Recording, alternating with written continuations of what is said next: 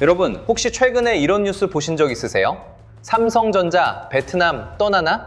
이런 제목의 기사들이 쏟아지고 유튜브에서는 베트남 경제 몰락, 삼성 배신당했다는 영상들이 수백만 조회수를 달리고 있죠.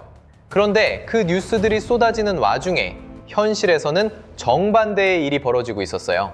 이재용 삼성전자 회장, 정의선 현대차 회장, 최태원 SK 회장, 구광모 LG 회장, 대한민국 4대 그룹 총수들이 이달 말 무려 200명이 넘는 기업인들을 이끌고 인도와 베트남으로 출국합니다.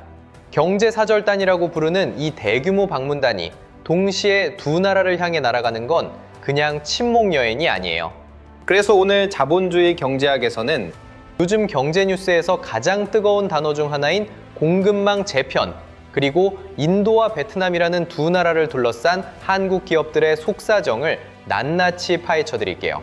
이게 삼성이나 현대차 같은 대기업만의 이야기처럼 들리시죠? 오늘 이야기를 끝까지 들으시면 이 공급망 대이동이 여러분의 주식 계좌, 환율, 심지어 직장과 일자리에 어떤 영향을 주는지까지 연결해서 이해하실 수 있을 거예요.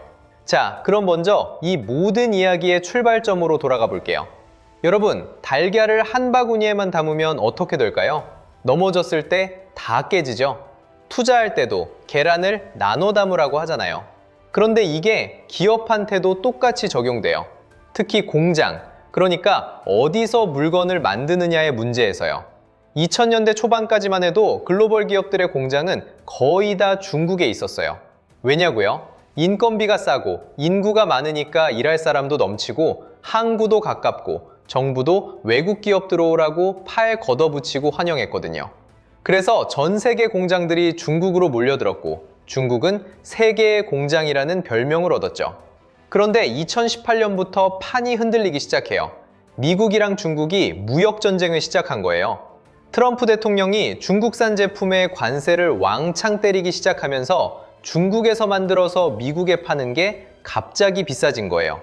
그 다음해에는 코로나가 터지면서 중국 공장들이 문을 닫아버리니까 전 세계의 물건이 부족한 사태가 벌어졌고요. 그때부터 기업들이 깨달은 거예요. 아, 우리가 달걀을 한 바구니에만 담아놨구나. 중국 하나가 흔들리니까 전 세계 공급망이 같이 흔들리는구나. 그래서 나온 전략이 바로 차이나 플러스 원, 영어로는 차이나 플러스 원 전략이에요.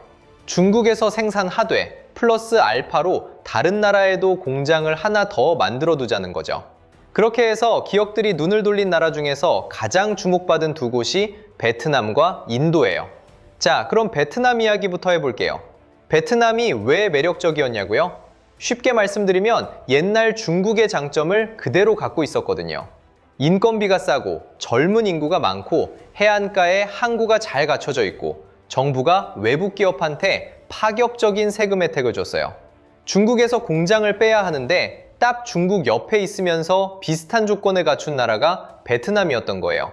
삼성전자가 그 선봉장이었어요. 삼성은 무려 17년 동안 베트남에 30조 원이 넘는 돈을 쏟아부었어요. 30조 원이면 얼마냐고요? 웬만한 지방도시 예산을 수십 년치 합쳐도 안 나오는 금액이에요. 베트남에서 스마트폰 생산 공장 6개를 돌리고 있고 전 세계 갤럭시 스마트폰 생산량의 거의 절반이 베트남에서 나왔어요. 베트남 현지 협력 업체가 지금 309곳인데 10년 전에 비해 12배 이상으로 늘었을 만큼 베트남 경제 자체를 삼성이 같이 키워온 셈이에요. 그래서 베트남 사람들이 삼성을 베트남 국민기업이라고 부를 정도였어요. 아시죠? 박항서 감독이 베트남 축구를 살려서 국민 영웅이 된 것처럼 삼성도 베트남 경제를 살린 영웅 대접을 받았거든요. 베트남이 지난해 연간 5%가 넘는 경제 성장률을 기록할 수 있었던 것도 삼성 같은 외국 대기업 덕분이 컸어요. 그런데 지금 베트남에서 뭔가 삐걱거리기 시작했어요. 크게 3가지 문제가 동시에 터졌거든요. 첫 번째는 인건비 문제예요. 베트남이 오랫동안 저렴한 인건비로 기업들을 끌어모았는데 지금은 그 인건비가 5년 전 대비 거의 2배 가까이 올라버렸어요.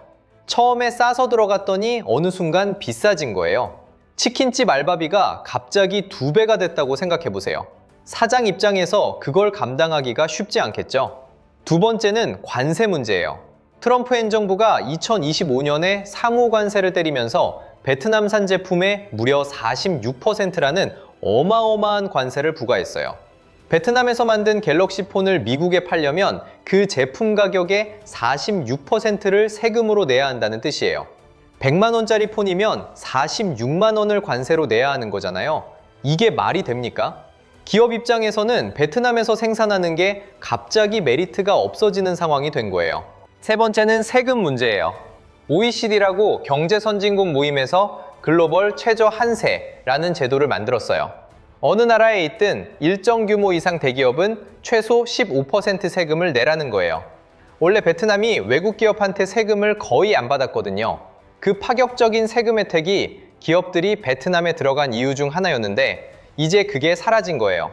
게다가 베트남 정부가 삼성한테 약 4,300억 원 규모의 추가 세금을 물리는 상황도 벌어졌어요. 이 세 가지 악재가 한꺼번에 덮치니까 베트남에 진출한 한국 기업들 사이에서 불안감이 커진 거예요.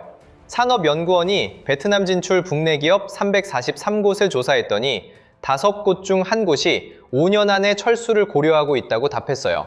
5개 기업 중 하나가 베트남을 떠날 생각을 하고 있다는 건데 이게 작은 수치가 아니에요. 그런데 여기서 중요한 게 있어요. 삼성이 베트남을 완전히 버리고 떠나느냐? 그건 아니에요. 삼성은 지금도 베트남에서 전 세계 스마트폰 생산량의 절반을 만들고 있고 최근에 다남 지역에 수조 원 규모 추가 투자를 검토하고 있어요. 베트남 현지인을 스마트폰 생산법인 부사장으로 처음 선임하기도 했고요. 이게 무슨 신호냐면 베트남을 단순한 조립 공장으로 쓰는 게 아니라 연구개발까지 맡길 진짜 거점으로 키우겠다는 뜻이에요. 다만 이전처럼 베트남 하나에만 올인하지는 않겠다는 거죠. 달걀 바구니를 여러 개로 나누겠다는 전략이에요. 그럼 새로 부상하는 바구니, 인도 이야기를 해볼게요. 인도가 요즘 왜 이렇게 뜨겁냐면 딱 2가지 숫자로 설명이 돼요. 14억 명과 7.2%예요. 14억 명은 인도 인구고요. 7.2%는 세계은행이 올해 인도 경제 성장률로 예상한 숫자예요. 인구는 이미 중국을 제쳐서 세계 1위고 경제 성장률은 전 세계에서 주요국 중에 가장 빠른 수준이에요. 쉽게 비교하자면 중국이 올해 4.2% 성장할 것으로 예상되는데 인도는 그거보다 3%포인트 더 빠르게 성장한다는 거거든요. 경제 규모로 보면 인도가 이미 세계 4위이고 향후 3년 안에 3위권 진입이 예상된다는 말도 나오고 있어요. 자동차 시장 하나만 봐도 실감이 돼요. 인도는 이미 자동차 판매량 세계 3위예요. 현대자동차가 일찌감치 이걸 알아보고 인도에 투자를 늘려왔는데 지금은 첸나이 공장과 탈레가온 공장 2곳을 합쳐서 연간 100만 대 생산 체제를 갖췄어요. 그리고 2028년까지 5조 원 이상을 추가로 쏟아부어서 전기차 포함해 연 110만 대 체제로 확대할 계획이에요. 2024년에는 인도 현지 법인을 주식시장에 상장해서 약 4조 5천억 원을 조달하기도 했어요. 현대차가 인도를 미래차 생산 수출의 핵심 거점으로 완전히 자리매김하고 있는 거예요. 삼성전자와 LG전자도 인도 노이다 지역에서 각각 스마트폰과 가전 공장을 운영하고 있어요. LG전자는 여기서 더 나아가 인도를 글로벌 사우스 전략의 핵심 거점으로 삼아 3시티에 추가 시설도 건설하고 있어요. 한국무역협회도 최근 한인도 교류위원회를 만들면서 LG전자, 현대차, 신한은행, 하나은행 등 30여 개 기업이 참여했는데 이게 단순한 친목 모임이 아니에요. 인도를 제2의 베트남으로 만들기 위한 본격적인 준비 작업인 거예요. 그럼 인도는 완벽한 대안이냐고요? 에이, 설마 그렇게까지야 하고 생각하실 수 있는데 여기서부터가 진짜 중요한 얘기거든요. 인도에는 베트남에서 겪은 것과는 또 다른 종류의 어려움이 있어요. 가장 큰 게 뭐냐면 복잡한 관료주의와 예측 불가능한 정책이에요. 인도는 땅이 워낙 넓다 보니 주마다 규제가 제각각이에요. 서울에서 공장 허가를 받았는데 부산에 가면 또 다른 서류를 내야 하는 상황이라고 생각해 보세요. 실제로 인도에 진출한 기업들이 가장 많이 토로하는 어려움이 통관, 인증, 행정 처리 속도거든요. 또 하나는 인프라 문제예요. 도로, 항구, 전력망 같은 기본 인프라가 중국이나 베트남에 비해 아직 부족한 곳이 많아요. 베트남에서도 2023년에 전력난이 터져서 삼성 공장들이 가동을 멈추는 일이 생겼는데 인도도 이런 인프라 리스크에서 자유롭지 않아요. 물건을 만드는 건 되는데 그걸 한국까지 제때 보내는 물류가 막히면 아무 소용이 없잖아요. 인건비도 막연하게 생각하는 것처럼 무조건 싸지만은 않아요. 물론 평균적으로 보면 낮은 편이지만 숙련 노동자를 구하는 건 쉽지 않고 지역마다 편차가 커요. 인도 14억 인구 중에서 실제로 첨단 제조업에 투입할 수 있는 기술 인력은 생각보다 적다는 얘기도 나와요. 자, 그럼 이쯤에서 핵심 질문을 해볼게요. 인도와 베트남, 과연 기회일까요? 리스크일까요? 사실 이 질문에 대한 답은 이미 삼성이 보여주고 있어요. 삼성은 지금 베트남, 인도, 멕시코를 잇는 삼각 생산 체제를 구축하고 있어요. 어느 한 나라에서 문제가 생겨도 다른 두 나라가 버텨줄 수 있는 구조를 만드는 거예요. 베트남에서 관세 문제가 터지면 인도에서 물량을 더 돌리고, 인도에서 정책 리스크가 생기면 멕시코나 베트남을 활용하는 시기예요. SK그룹도 베트남에서 가스 발전소와 LNG 터미널 건설에 23억 달러, 우리 돈으로 3조 3천억 원 규모의 초대형 에너지 프로젝트를 진행하면서 동시에 인도 쪽에도 사업 기반을 다지고 있어요. 이걸 보면 알 수 있듯이 인도냐 베트남이냐를 선택하는 게 아니에요.